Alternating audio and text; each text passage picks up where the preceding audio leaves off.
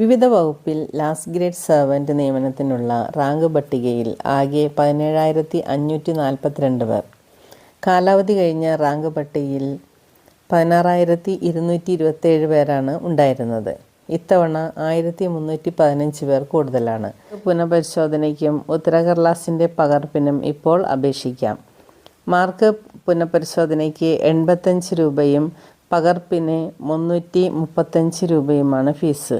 August 1 പ്രൊഫൈലിലൂടെ അപേക്ഷിക്കണം. പതിവിൽ നിന്ന് വ്യത്യസ്തമായി ലാസ്റ്റ് ഗ്രേഡ് സെർവൻറ്റിൻ്റെ പുതിയ റാങ്ക് പട്ടികയിൽ പഴയതിനേക്കാൾ കൂടുതൽ ഉദ്യോഗാർത്ഥികളെ ഉൾപ്പെടുത്താനും PSC തയ്യാറായി. കഴിഞ്ഞ റാങ്ക് പട്ടികയിൽ 16,227 പേരാണ് ഉണ്ടായിരുന്നത്. അതിൽ നിന്ന് 1,315 പേർ ഇപ്പോഴത്തെ പട്ടികയിൽ അധികമുണ്ട്. 10 ജില്ലകളിൽ ഉദ്യോഗാർത്ഥികൾ കൂടിയപ്പോൾ 4 കുറഞ്ഞു. 2017 റാങ്ക് പട്ടികയുടേതിനേക്കാൾ കൂടുതൽ നിയമന ശുപാർശകൾ ഇപ്പോൾ കാലാവധി പൂർത്തിയാക്കിയിരിക്കുന്നതിൽ നിന്ന് ഉണ്ടാകുമെന്നാണ് കരുതുന്നത്. 2017 റാങ്ക് പട്ടികയിൽ നിന്ന് 8,375 നിയമന ശുപാർശകൾ അയച്ചിരുന്നു. 2022 റാങ്ക് പട്ടികയിൽ നിന്ന് ഇതുവരെ 7,811 എണ്ണം അയച്ചു കഴിഞ്ഞു. ഉദ്യോഗസ്ഥ ഭരണ പരിഷ്കാര വകുപ്പിൻ്റെ പ്രത്യേക നിർദ്ദേശമനുസരിച്ച് വിവിധ സർക്കാർ വകുപ്പുകൾ ലിസ്റ്റിൻ്റെ കാലാവധി തീരുന്നതിന് തൊട്ടു മുമ്പ് 1000ഓളം ഒഴിവുകൾ PSCക്ക് റിപ്പോർട്ട് ചെയ്തതായാണ് വിവരം.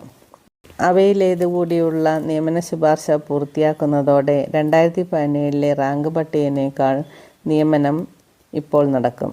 അവസാന ദിവസങ്ങളിൽ ഇത്രയേറെ ഒഴിവുകൾ റിപ്പോർട്ട് ചെയ്യാൻ കഴിഞ്ഞത് ഉദ്യോഗാർത്ഥികളുടെ നിരന്തരമുള്ള സമ്മർദ്ദങ്ങളുടെ ഫലമാണ്.